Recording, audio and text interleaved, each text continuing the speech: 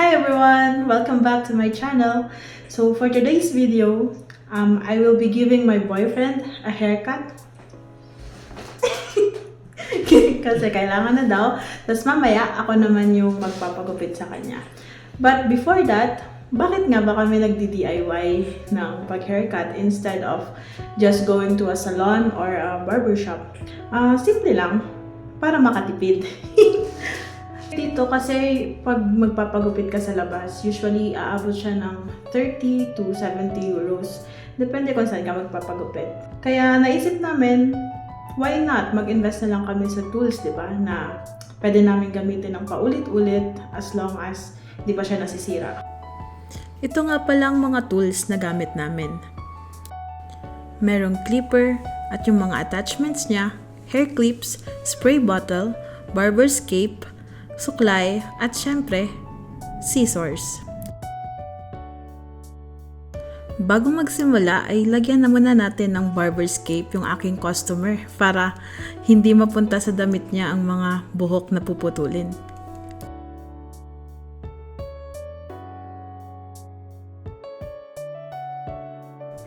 Importante nga rin pala na basain ng buhok gamit ang ating spray bottle para mas madaling makontrol ang buhok at mas madali natin tong mahahati sa iba't ibang sections.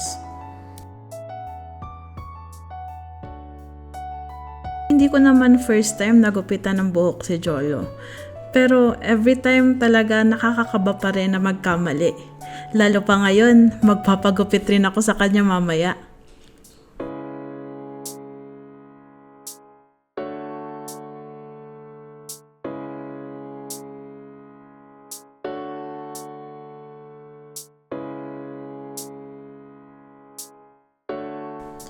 Sa paggamit nga pala ng clipper, gusto ko nagsisimula sa pinakamalaking attachment at sa pinakamataas na settings nito.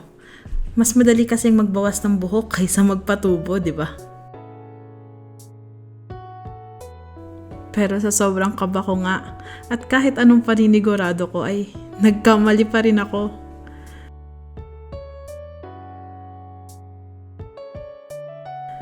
Oopsie.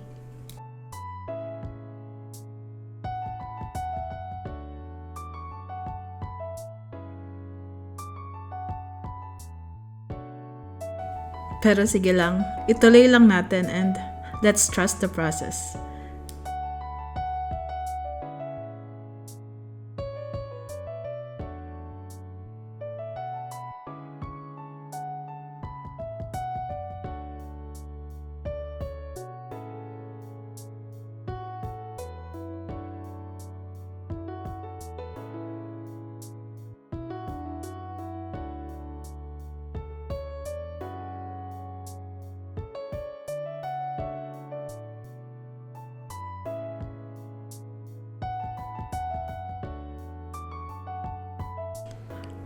Patawa-tawa lang yung customer ko pero tingin ko deep inside, kinakabahan na yan.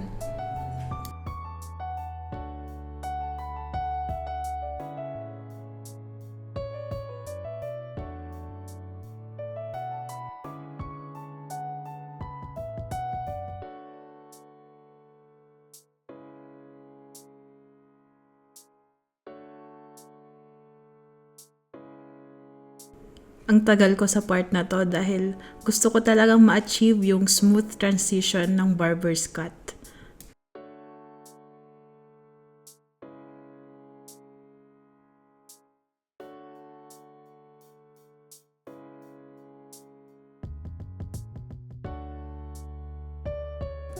Ngayon, gagamit naman tayo ng gunting para mabawasan yung haba ng buhok sa taas ng ulo niya.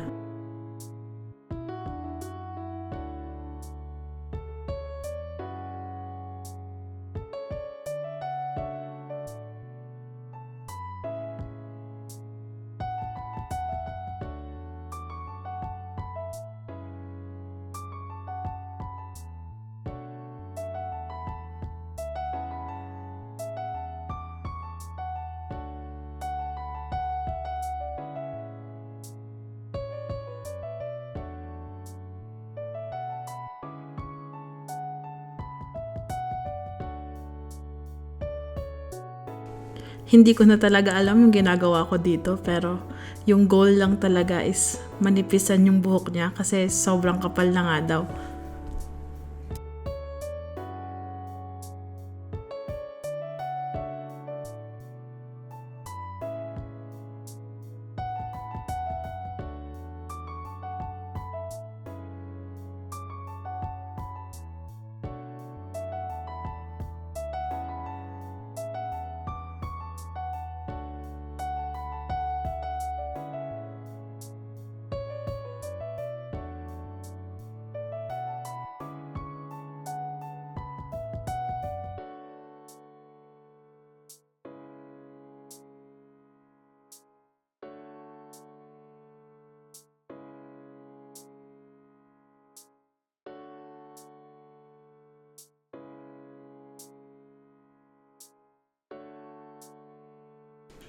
Pwede nga palang gumamit nitong blending shears para mas madali.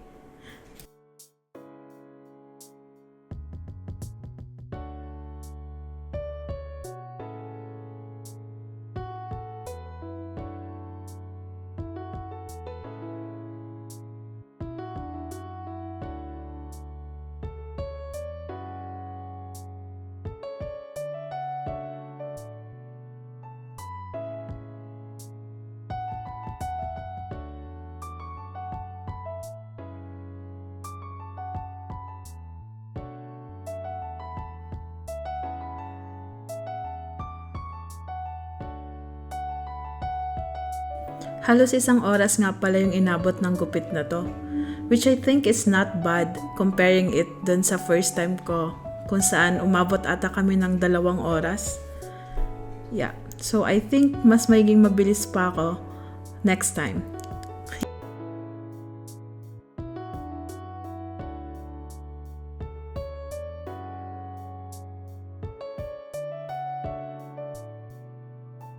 Ayun, at mukhang nasatisfy naman ang aking customer. Kaya't sisingilin ko na siya at ako naman na magpapagupit.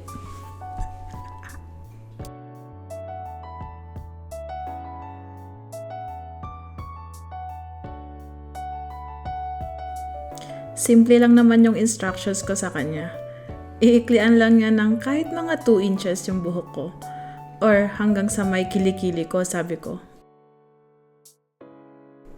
Ewan ko ba at masyado ata niyang niliteral yung instructions at mayat maya sinusundot yung kilikili ko.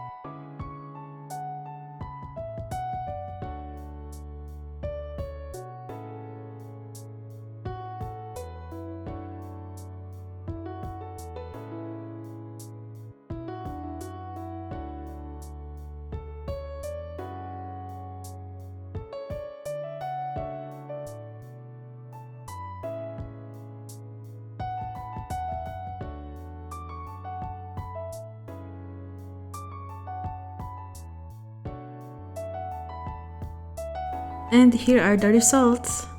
Okay ba?